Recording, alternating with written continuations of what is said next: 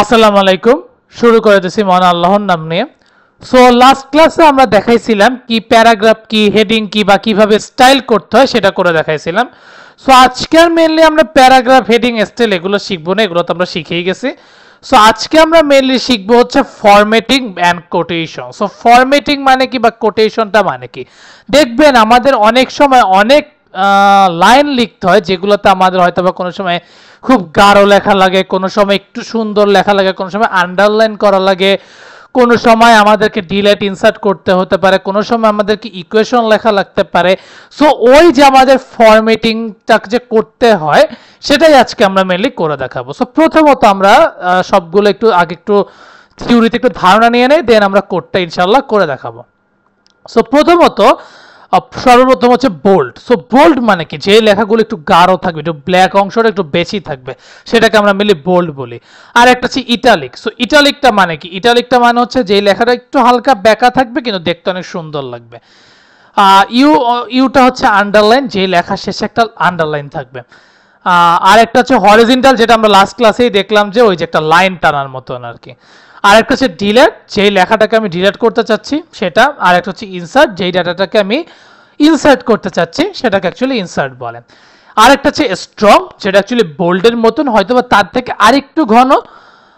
Mark হচ্ছে যেটা actually ব্যাকগ্রাউন্ডটা কভার করে, লাইক আপনার ইয়েলো কালারটাই বেশিরভাগ সময় দেখায়, এটা একটা বিষয়। স্মল বলতে লেখাটা একটু ছোট দেখায়, সব ছোট না, এটা অ্যাকচুয়ালি স্মলই দেখাবে। আর একটা হচ্ছে ব্লক কোড। এখন ব্লক কোডটা মানে কি, ব্লক কোডটা হচ্ছে লাইক আপনি একটা ওয়েবসাইট, মানে একটা ওয়েবসাইটের লেখাটা আপনার ওয়েবসাইটে লিখতে চাইতেছেন।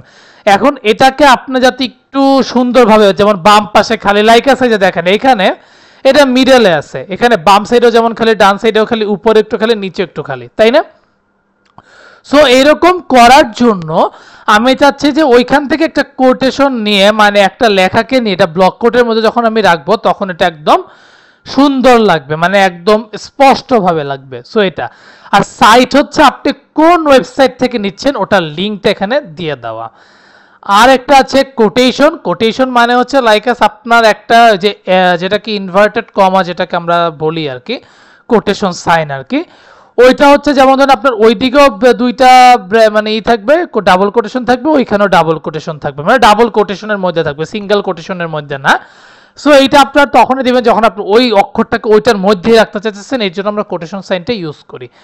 আর একটা আছে অ্যাব্রিভিয়েশন, লাইক আপনি একটা লেখাটাকে আপনি সাপোজ বিডি, বিডি মানে বাংলাদেশ, ওই যে বিডিটা ওটার অ্যাব্রিভিয়েশন করলে যে বাংলাদেশ আসে, এটা আমার প্রমাণ করে দেখাইতে হবে, এর জন্য আমরা অ্যাব্রিভিয়েশন সাইনটা ইউজ করি। আর একটা আছে অ্যাড্রেস, ফর এক্সাম্পল আপনার লোকেশন কোথায় সেটা আপনি অ্যাড্রেসের মাধ্যমে, অ্যাড্রেস ট্যাগের মাধ্যমে বলে দিতে পারবেন। আর যে বাই ডাইরেকশনাল ওভাররাইট, এইটা অ্যাকচুয়ালি খুবই মজার একটা বিষয়। লাইক অনেক সময় অনেক ওয়েব ডেভেলপাররা আপনার ইসলামে, মানে যারা ধরতে গেলে ইসলামিক কান্ট্রি, যাদের মেইন ল্যাঙ্গুয়েজ হচ্ছে অ্যারাবিক, যেহেতু অ্যারাবিকটা মিলে ডান দিক থেকে পড়তে হয়, দ্যাটস ওয়াই আমরা কি করতে পারি, বাই ডাইরেকশনাল ওভাররাইটের মাধ্যমে যে কোনো লেখাকে আমরা চাইলে রাইট থেকে লেফট করতে পারি, যদি আমাদের একটা ইসলামিক লেখা হয়, মানে অ্যারাবিক লেখা, অ্যারাবিক ল্যাঙ্গুয়েজ হয় আর কি। সো এই ক্ষেত্রে আমাদের বাই ডাইরেকশনাল ওভাররাইট, যেটাকে অ্যাকচুয়ালি আমরা শর্টকাটে বলি বিডিও, এটা লাগে। আর একটা হচ্ছে সুপ অ্যান্ড সাপ, এটা আপনাদের জন্য একটা মজার রইলো, এটা আমি এক্সপ্লেন করলাম না। এখন আসেন আমরা একটু প্র্যাকটিক্যালি করে দেখি। সো প্রথমত আমরা বোল্ড ট্যাগটাই দেখি। সো সাপোজ বি, আমি বলে দিলাম যে this is a bold tag, এটা দিলাম ফর এক্সাম্পল। এখন যদি আপনি দেন, দেখেন এটা কিন্তু খুব ব্ল্যাক হয়ে গেছে, একটু ঘন হয়ে গেছে।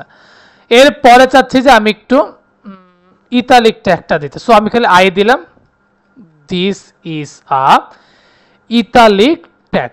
এখন দেখেন তো এটাও এরকম ভাবেই আসছে কিনা। এটা আমি বিআর দেওয়ার কারণ হচ্ছে আমি একের পর এক লাইন চাইছি। দেখেন ইতালিক ট্যাগটা দেখতে খুব সুন্দর লাগতেছে না, একদম লাইনটা একটু হালকা একটু বেঁকা কিন্তু দেখতে অনেক সুন্দর।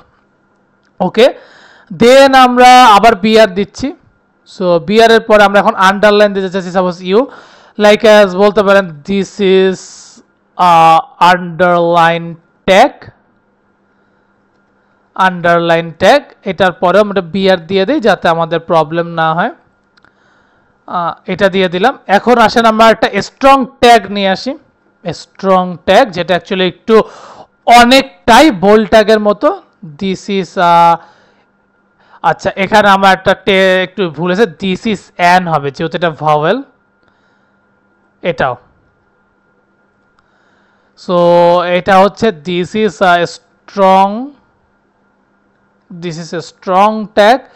এইটাও যদি আমি একটু যে দেখি, এটাও অনেকটা বোল্ডের মতন, কিন্তু বোল্ডের থেকেও দেখেন আর একটু ঘন, একদম বোল্ডের মতনই কিন্তু হুবাও বোল্ড না। এখন আসেন ডিলেট এবং ইনসার্ট।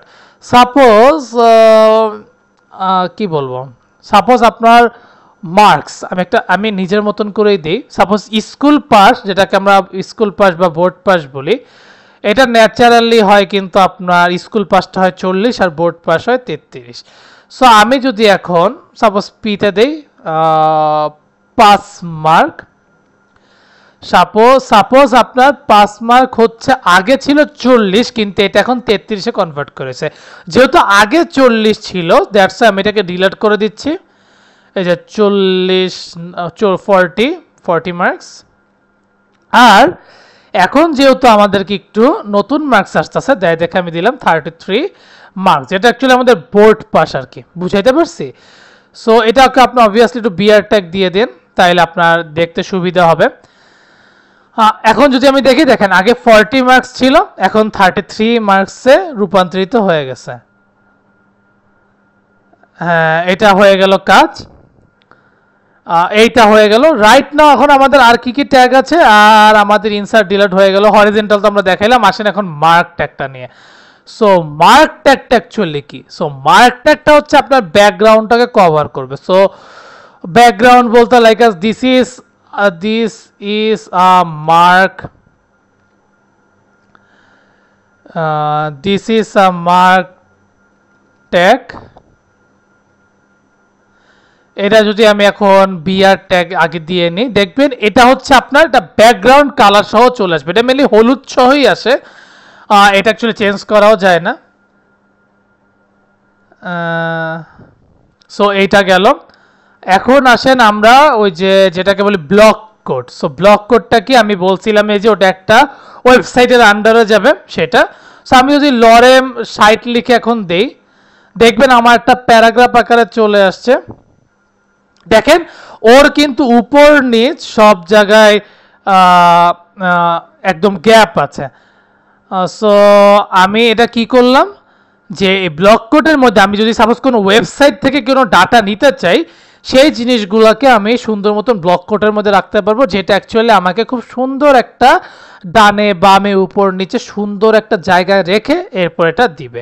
এটা আমি হয়তো বুঝাইতে পারছি। দেন আমাদের আসবে হচ্ছে কি আরেকটা জিনিস, জাস্ট আ মিনিট। হ্যাঁ, সো দেখেন এই যে আমরা এখন সাইট যদি বলি, সাইট মানে তো আমরা সবাই জানি সাইট মানে আপনি কোন জায়গা থেকে নিছেন। এখন রাইট তো আমার কোনো সাইট মনে নেই, তাও আমি https ওই www.youtube.com, আমি জানি এটা কোনো ওয়েবসাইট না, আমি জাস্ট আপনাদেরকে বোঝানোর জন্য দিলাম। যেই লিঙ্ক থেকে আপনারা মেনলি এই জিনিসটা নিছেন সেটা অ্যাকচুয়ালি সাইটের মধ্যেই রেখে দেওয়া যায়, বুঝাইতে পারছি? সো লাস্ট এখন আমাদের আর কি আছে, ব্লক কোড হলো স্মল ট্যাগ তো স্মলই লাগবে, তাও আমি দেখাই দিই আপনাদেরকে। আর তার আগে একটু কোটেশনটা দেখাই দিই। কোটেশনটা হচ্ছে like as my name is Sikandar, ঠিক আছে? এখন দেখেন এটা যখন এটা একটু যদিও আমাদের বিআর ট্যাগ দিতে হবে, বিআর ট্যাগ এই যে আমি দেখবেন এটা একটা কমার মধ্যে চলে আসছে, বুঝাতে পারছি? ডাবল কোটেশনের মধ্যে চলে আসছে। সো রাইট না আমরা যদি স্মল ট্যাগের কথা বলি, বিআর দিয়ে দেন স্মল ট্যাগ, যেমন this is a small tag, এটা যদি আমি দেই, এই যে দেখেন খুবই ছোট আসছে, খুবই ছোট লেখা। এখন আমাদের আর কি ট্যাগ আছে, আমাদের সাইট কোটেশন, এখন অ্যাব্রিভিয়েশনটা আমরা একটু দেখে ফেলি। সো আমরা অ্যাব্রিভিয়েশনটা একটু দেখে নেই। সো অ্যাব্রিভিয়েশন করার আগে লাইক আছে আমি বলবো the next WC tournament is in 2027। এখন WC মানে কি? WC মানে আমরা সবাই জানি ওয়ার্ল্ড কাপ, কিন্তু এখানে আমি খুব সংক্ষেপে লিখলাম। সো এটাতে সংক্ষেপে না হয় আমি যদি অ্যাব্রিভিয়েশন দিয়ে খালি বলি যে WC, এরপর আমি এখানে যদি বলে দেই, এখন যদি আমি এখানে WCর ফুল ফর্মটা কি, WCর ফুল ফর্ম হচ্ছে ওয়ার্ল্ড কাপ।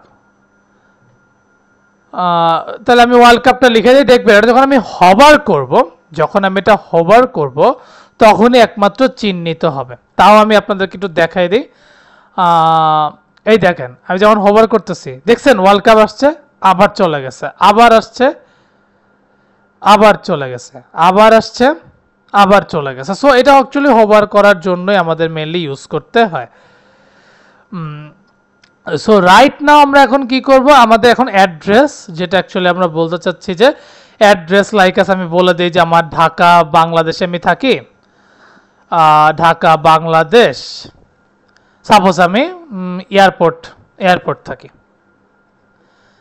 এয়ারপোর্ট এরিয়া আর কি, এয়ারপোর্ট এরিয়া। যদি এখানে একটা বিআর ট্যাগ দেওয়া উচিত বলে আমি মনে করি, নইলে আপনার আবার ইরর না, অ্যাকচুয়ালি একটু অসৌন্দর্য লাগতে পারে। দেখেন এই যেটাকে আমাদের ইতালিক ভাবে লিখে দিছে। আর একটা এখন আছে ভিডিও, যেটা আমরা বললাম যেটা লেফট টু রাইট করবে। তাহলে এটা আমি এখন কিভাবে করব সেটাই আমরা এখন দেখাই।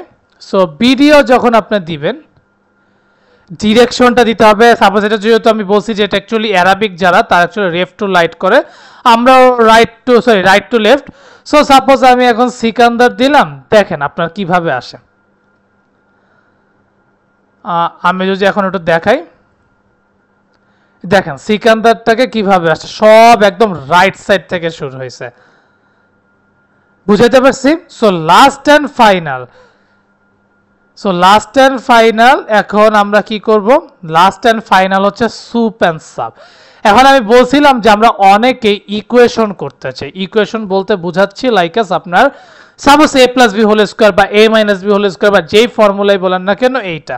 সো এইটাকে এখন আমরা কিভাবে করব? সো সাব মানে উপরে আর সাব মানে নিচে, আমরা এটা হয়তোবা সবাই জানি, সুপারলেটিভ না কি যেন বলে, এখন এক্স্যাক্টলি মনে নেই, কিন্তু সুপ হচ্ছে আপনার উপরে পাওয়ারের ক্ষেত্রে, সাব হচ্ছে নিচের ক্ষেত্রে। সো এইটা আজকে আমরা মেইনলি করব। সাপোজ প্যারাগ্রাফ ট্যাগ দেন, সাপোজ এ প্লাস বি, এখন যেহেতু A plus B whole square, sup দিয়ে দেন, হ্যাঁ A plus B whole square, এরপর ইকুয়াল, দেন আপনার আবার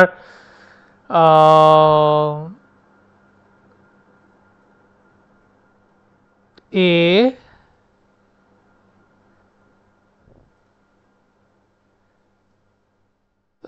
সোপ টু, আমি একটু তাও একবার দেখে নেই এটা আদেও হচ্ছে কি না। হ্যাঁ এখন পর্যন্ত হচ্ছে, তার মানে আমরা রাইট ট্র্যাকেই যাচ্ছি। তাহলে আমরা এই যে এরপর প্লাস দিব, এরপর আবার বির ক্ষেত্রেও সেম, বি সুপ টু প্লাস 2ab, এইটা তো আমাদের হয়ে গেল।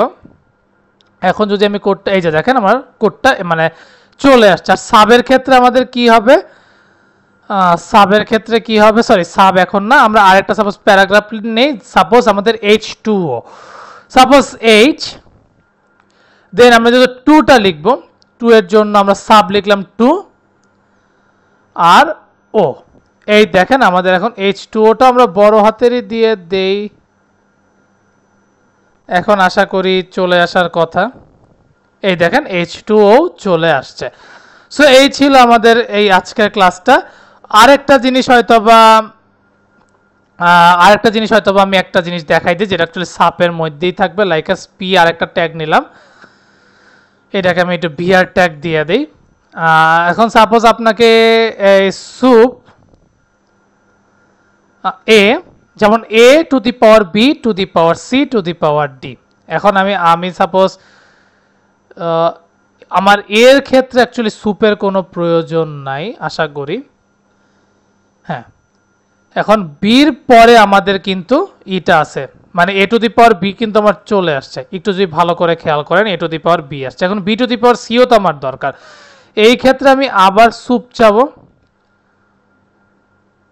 আমি এখানে সি দিলাম, আমি সির এখানে আবার সুপ চাবো যেখানে আমি ডি দিলাম। এখন আমি যে দেখি এটা আদেও কতটা যুক্তিকর, দেখেন আমার A to the power B to the power C to the power D. So এইভাবে চাইলে আমরা ফরম্যাটিং বা কোটেশন করতে পারবো। সো